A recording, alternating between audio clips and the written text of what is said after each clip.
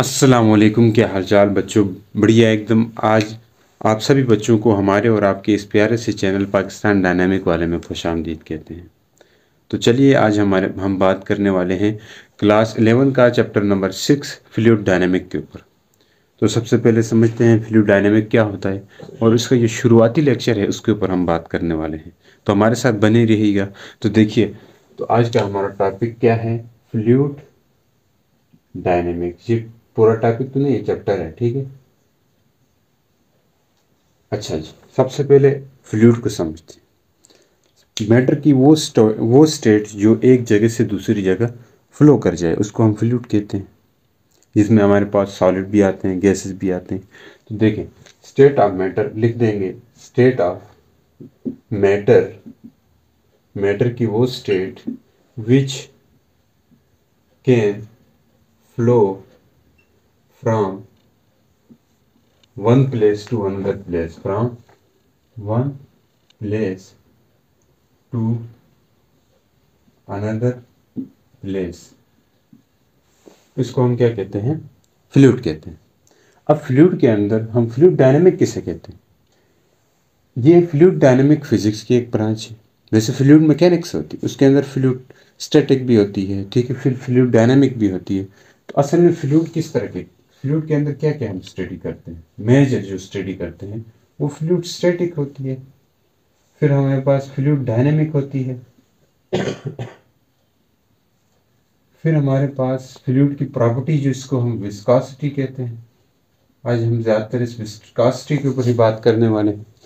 तो हमारे पास fluid dynamic, fluid static आपने 9th क्लास में पढ़ा है, चैप्टर नंबर 7 में हल्का सा टच दिया हुआ है वहाँ पे, ठीक है। तो अब वहाँ पे ये आप फ्लूइड के ऊपर स्टडी करते हैं जिसमें पास्कल लॉ, आर्चिमेडस प्रिंसिपल, ये सारा क्या है, ये फ्लूइड स्टैटिक की प्रेशर जो डेप्थ के साथ चेंज होता था वो सारा फ्लूइड स्टैटिक के ऊपर बात कर रहे थे हम वहाँ पे। आज हम बात करने वाले फ्लूइड डायनेमिक के ऊपर। तो फ्लूइड डायनेमिक क्या होगी,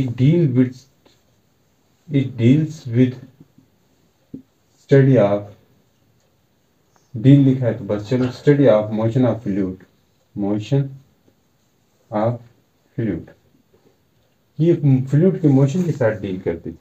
तो आज का हमारा जो मेन मकसद है वो है viscosity of fluid. Viscosity of fluid basically fluid की एक प्रॉपर्टी होती है, ठीक है। तो इसके ऊपर हम बात करने वाले। जरा पहले इसकी डेफिनेशन वगैरह देखें। विस्कोसिटी कहते हैं किसको, तो आमतौर पर देखें फ्लूइड की प्रॉपर्टी है ये viscosity.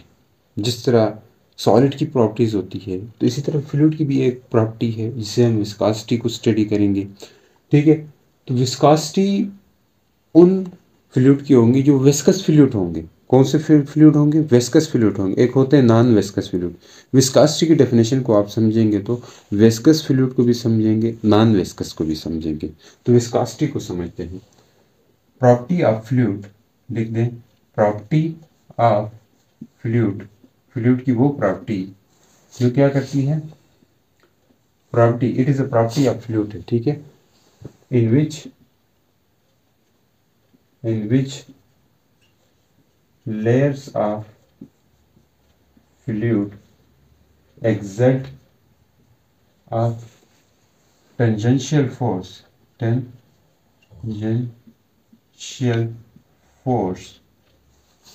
which layers of fluid, fluid की layers होती है ना, तह जिसे कहते हैं, फ्लूइड की जो तह होती है वो क्या करती है, exert a tangential force, tangential force लगाती है एक तह दूसरे तह के ऊपर।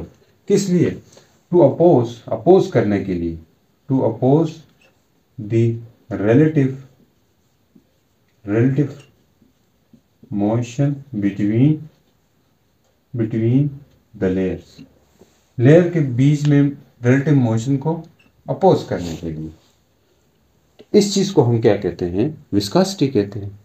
विस्कोसिटी फ्लूइड की वो प्रॉपर्टी होगी जिसमें फ्लूइड की एक लेयर दूसरी लेयर के ऊपर टेंजेंशियली फोर्स लगाएगी। क्यों लगाएगी, ताकि वो उस एक लेयर की दूसरी लेयर के ऊपर, जो एक लेयर दूसरी लेयर के लिहाज से जो रिलेटिव मोशन कर रही है उसको वो क्या कर सके, अपोज करे। तो यही तो होती थी फ्रिक्शन की डेफिनेशन भी, ये प्रॉपर्टी होती थी which oppose the relative motion between two bodies. हम यही भी डेफिनेशन करते थे। दो बॉडीज के बीच में रिलेटिव मोशन, एक सरफेस होते थे, टेबल के ऊपर अगर हम मूव करवाएं, टेबल के ऊपर हम अगर मूव करवाएं ब्लॉक को, तो ये सरफेस और ये दो बॉडीज है, इनके बीच में रिलेटिव मोशन हो, तो वहाँ पे जिस उस इनके रिलेटिव मोशन को जो अपोज करे उसको हम फ्रिक्शन कहते थे। तो यहाँ पे भी लेयर के ऊपर टेंजेंशियल फोर्स लगती है। विस्कासिटी एक टेंजेंशियली फोर्स है, मतलब कहें तो विस्कस फोर्स या विस्कासिटी टेंजेंशियल फोर्स है जो अपोज करती है रिलेटिव मोशन, लेयर्स के रिलेटिव मोशन को अपोज करती है। ये डेफिनेशन करो, ये बढ़िया डेफिनेशन है। या आप यूं कहें resistance to flow of fluid, it is a resistance. ये एकदम मतलब गई घिसी पिटी डेफिनेशन है ये। It is a resistance to flow of a fluid. Fluid को फ्लो करने के लिए फ्लूइड के फ्लो होने में जो रेजिस्टेंस होगी उसे हम क्या कहेंगे, उसी को विस्कासिटी कहेंगे। बट ये डेफिनेशन नहीं सही, ये डेफिनेशन सही। इससे आपको इस डेफिनेशन से सिर्फ एक बैठ जाएगी, याद करने में तो आसानी होगी। इस डेफिनेशन से आपके और कॉन्सेप्ट्स क्लियर होने वाले हैं। वो क्या है, इस डेफिनेशन की मदद से हम विस्कस फ्लूइड को समझ सकते हैं और नॉन विस्कस फ्लूइड को भी समझ सकते हैं। विस्कस फ्लूइड क्या होगा इसके ऊपर मैं बस बात करूंगा, तो नॉन विस्कस आपको समझ आएगी। तो आपके ऊपर बुक में टॉपिक दिया हुआ है विस्कस फ्लूइड्स। तो विस्कस फ्लूइड वो होते हैं जिसमें जिस फ्लूइड के लेयर्स, हर फ्लूइड की अपनी लेयर्स होंगी ना, शेत वाटर ले लें, सबके लेयर्स होती हैं। एक लेयर दूसरे लेयर के ऊपर मोशन करती है, तभी तो फ्लूइड फ्लो करता है, तभी तो फ्लूइड को मोशन पॉसिबल हो सकता है। मॉलिक्यूल की लेयर होती है, वो मॉलिक्यूल की लेयर दूसरे मॉलिक्यूल की लेयर के ऊपर फ्लो करती है, तो तब फ्लूइड मोशन करता है। तो यहाँ पे विस्कस फ्लूइड वो होगा जिसमें एक लेयर दूसरी लेयर के ऊपर हर फ्लूइड में फ्लो करती है, लेकिन टेंजेंशियली फोर्स नहीं होगी। टेंजेंशियली फोर्स हो ऐसा फ्लूइड जिसमें एक लेयर दूसरी लेयर के ऊपर टेंजेंशियली फोर्स लगाए, तो उसको हम क्या कहेंगे, विस्कस फ्लूइड कहेंगे। फिर से रिपीट कर रहा हूँ, एक लेयर दूसरी लेयर के ऊपर टेंजेंशियली फोर्स लगाए जिस फ्लूइड में, तो उसे हम विस्कस फ्लूइड कहेंगे। अब होगा नॉन विस्कस फ्लूइड। वो क्या होगा, नॉन विस्कस फ्लूइड। ऐसा फ्लूइड जिसमें एक फ्लूइड की एक लेयर दूसरी लेयर के ऊपर कोई टेंजेंशियली फोर्स न लगाए, उसको हम नॉन विस्कस फ्लूइड कहेंगे। बात समझ आ रही है भैया, नज़र भी आ रहा है, ठीक है। लेक्चर ज़बरदस्त जा रहा है, तो हमारे साथ बने रहिएगा। अब हम कुछ और मुद्दों के ऊपर बात करेंगे। तो आज हम बात करने हैं विस्कासिटी के ऊपर, तो इसी के ऊपर हमारा लेक्चर रहेगा, तो हमारे साथ बने रहिएगा यार। देखें, विस्कासिटी बेसिकली फ्लूइड में होती है, तो हम इसको एक एग्जांपल के तौर पर लेंगे। आप एग्जांपल किसी भी वाटर की ले सकते हैं, किसी भी किस्म का फ्लूइड की ले सकते हैं। तो अब हम लेते हैं कुछ इस तरह जो आसानी हो। मान लीजिए हमारे पास कोई टेबल है, टेबल तो मैं बना रहा हूँ, ये कोई टेबल है, ठीक हो गया। टेबल है, इस टेबल के ऊपर हमने कोई फ्लूइड गिरा दिया, ये कोई फ्लूइड है, मतलब अब ये 2 डायमेंशनल है ना, उस तरफ उधर गिरा, ऊपर फ्लूइड गिरा दिया, मतलब हनी या कह लें वाटर, कुछ भी, मतलब उस तरह का फ्लूइड हमने डाल दिया। इसके ऊपर हमने एक शीशे का प्लेट रखा, शीशे का प्लेट, ये प्लेट है, या मान ली ये भी प्लेट है, शीशे का मतलब टेबल है तो प्लेट ही बनेगा प्लेट की तरह, या कोई टेबल भी हो सकता है। तो इनके बीच में क्या है, फ्लूइड है। अब हम इस प्लेट को ऊपर से मूव करवाना चाहते हैं, तो मूव करवाने के लिए हमें कोई फोर्स लगानी पड़ेगी एक्सटर्नल। तो शुरू में लगाएंगे तो थोड़ा एक्सेलरेशन होगा, इसके अंदर क्या होगा, एक्सेलरेशन। हम इस डायरेक्शन में इसको मोशन फोर्स लगाना चाहते हैं, तो ये तो मूव करेगा क्योंकि फ्लूइड के ऊपर है। जब मूव करते वक्त अगर ये हमारे पास हनी है, ये बीच वाला मटेरियल क्या है, हनी है, तो क्या होगा, तो थोड़ा मतलब आगे जाएगा, फिर कांस्टेंट वेलोसिटी के साथ आगे मूव करेगा, तो ये मूव तो करेगा, लाजमी बात है। तो अब ये फ्लूइड भी अपनी एक रेजिस्टेंस शो करेगा, जो हमारे पास हनी है वो भी अपनी एक रेजिस्टेंस शो करेगा, उसकी रेजिस्टेंस जो है वो बैकवर्ड होगी। फ्लूइड की जो रेजिस्टेंस है उसको वो कैसे होगी, बैकवर्ड। फ्रिक्शन का हो यार, रेजिस्टेंस कह रहे हैं, फ्रिक्शन, फ्लूइड की जो फ्रिक्शन है, विस्कस फ्रिक्शन जो है वो किस तरफ होगी, बैकवर्ड होगी। ऐसा ही होगा। अब ये बैकवर्ड फ्रिक्शन है, तो यहाँ पे इसकी वेलोसिटी जो है इस डायरेक्शन में।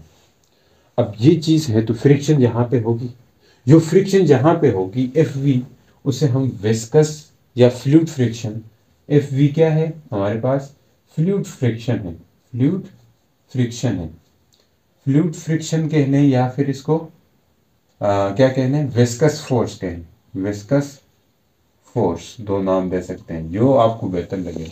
यानी कि ये विस्कस फोर्स है जो फ्लूइड के ऊपर लग रही है। सर इस चीज़ को आप जूम करके देख सकते हैं, इस चीज़ को, जो यहाँ फ्लूइड है इसकी लेयर्स हैं, इसको आप जूम करके देखें तो कुछ इस तरह बनेगा। यानी कि ये एक प्लेट है, या पहले नीचे वाली प्लेट बनाए तो अच्छी बनेगी। देखिए कुछ इस तरह, ये नीचे वाली प्लेट है।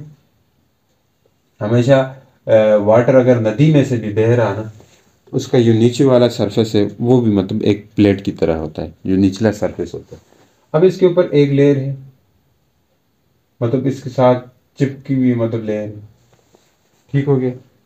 फिर इसके ऊपर अब होगा क्या, आमतौर पर अगर ये एक लेयर है, ये नीचे सरफेस है, फिर ऊपर ये लेयर है, फिर ऊपर ये लेयर है, फिर ऊपर लेयर है, मैं आपको समझा रहा हूँ।